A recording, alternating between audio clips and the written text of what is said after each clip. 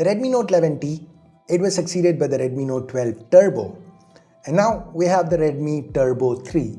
Redmi seems to be headed in a new direction. They've been cleaning up their lineup's naming scheme. Now the Turbo, it's supposed to be their performance-focused mid-ranger, slotting right below their flagship K series. Now given the Redmi Note 12 Turbo went global as the Poco F5 last year, it's likely its successor would do the same. So what has Redmi done with this Turbo 3?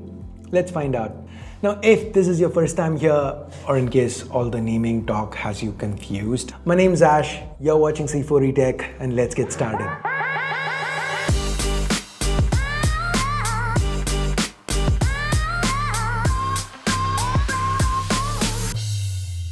Well, this is new, big bold turbo branding up top. Now, I picked up the 12256 version, which is the base. I love how 256 gigs is quickly becoming the standard these days. Now, once we open up the box, it's pretty familiar stuff. The white insert has the SIM tool. It also houses the quick start guide and a solid colored soft case. We then get to the phone itself. I picked up the green SKU. Redmi also offers this phone in black and silver. And then there is this Harry Potter special edition. Anyways, moving on. Next, we have an orange accented USB cable, Type A to Type C. And finally, there's this 90-watt hypercharge adapter. Now, the Redmi Turbo 3, like its predecessor, it sports a 5000 mAh battery, and that can be charged to 40% in about 11 minutes and 100% in 38 using this 90-watt charger. Now, despite a solid capacity battery, the Turbo 3, it's still pretty light. That's because Redmi continues to use plastic for both the frame as well as the back. That said, the Turbo 3 in every way possible, it's a refinement on its predecessor. As we saw, it's slightly lighter, it's also slimmer, shorter and narrower while still sporting the same size display. Now how Redmi's done this is by reducing the bezels. The thickness, it's almost the same on three sides. The chin, it's slightly thicker, but still the Turbo 3, it looks quite nice from the front. The display here, while it's the same size at 6.67 inches, it has been refreshed. This is a flat AMOLED panel from TCL, the C8 to be precise. The resolution here is 1.5K, refresh rate 120Hz, touch sampling rate 480Hz. Now Redmi claims a brightness peak of 2400 nits. Now that's for HDR content. Under manual mode, Redmi's been a little conservative. The brightness peaks at 570 nits. Under auto, it can be pushed up to 1100. Now that is good enough for outdoor use. Now under low light, there's 1920Hz high frequency PWM dimming, and this panel can also be used with wet hands, which can be useful given the Turbo 3 does have an IP64 rating. And also under this display you find the fingerprint scanner, so they've moved it from the power button. Now you find speaker cutouts to both the top and bottom, so you get stereo audio, which coupled with that impressive panel makes for a good media consumption experience on this phone.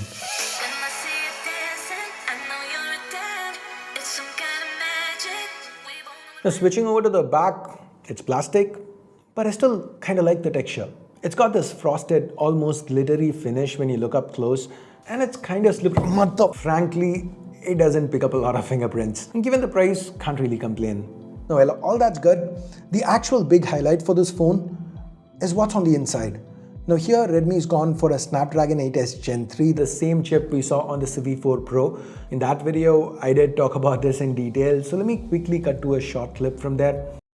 Because it's not like with phones where the S is seen as an upgrade. For Qualcomm, S here means light. So the 8S Gen 3 is kind of like the 8 Gen 3 Lite, or how I call it, the 7 Plus Gen 3 Plus. Yeah, two pluses. That's how ridiculous it is. Let me explain. This is the 7 Plus Gen 3, which we talked about a whole lot in the Ace 3V or the Nord 4 video that I'll leave a card to here. Do check it out for more information. Now this is the 8S Gen 3. You see how they are very similar chips? In fact, the 8S Gen 3 is pretty much the 7 Plus Gen 3, but with slightly higher clock speeds. Now on that Ace 3V video, we saw that the 7 Plus Gen 3 itself was pretty competitive with the 8 Gen 2 with respect to CPU. So it should come as no surprise that the 8S Gen 3 pretty much matches the last gen flagship 8 Gen 2 with CPU scores. But once again, the GPU, it's just a higher clocked version of what we find on the 7 Plus Gen 3. So this again slots between the 8 Plus Gen 1 and the 8 Gen 2 with respect to GPU performance. So the 8S Gen 3, it does provide a considerable boost in performance coming from the 7 Plus Gen 2 on the Redmi Note 12 Turbo.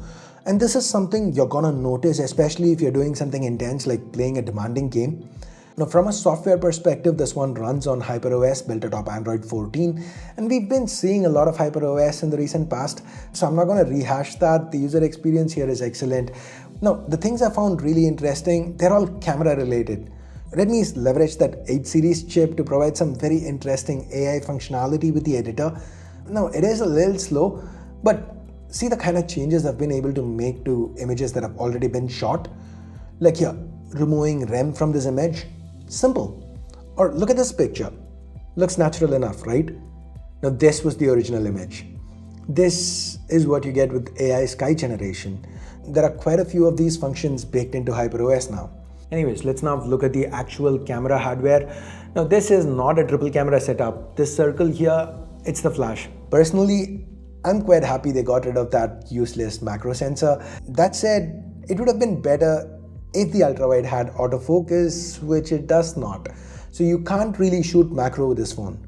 Now the setup, it's quite similar to what we saw on the OnePlus Nord CE4. The sensors are exactly the same, a 50 megapixel primary Light 600 and an 8 megapixel IMX355 for ultrawide. Now the difference is that the primary lens here, it has a wider aperture, f1.59. And the faster lens is why you get these kind of shots with a strong background blur. The 8 series ISP here also seems to benefit the Turbo 3. Images seem more natural now, the colors are on point, the exposure is handled well. This is even more noticeable under low light. I mean, see this, see how the highlights are preserved and not blown out.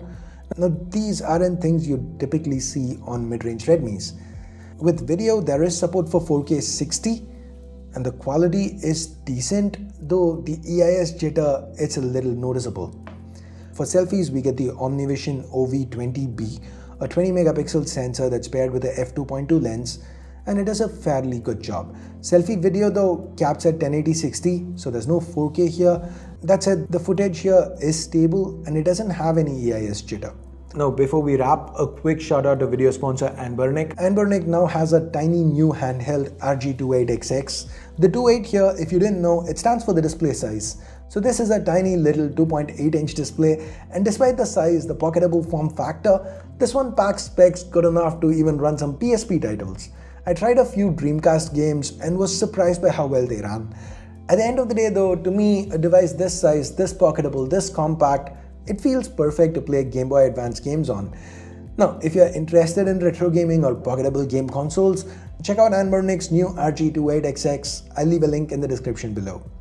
And with that, let's now get to the Turbo 3's price. This phone starts at 2000 RMB in China, which converts to about $275 or 23,000 Indian rupees.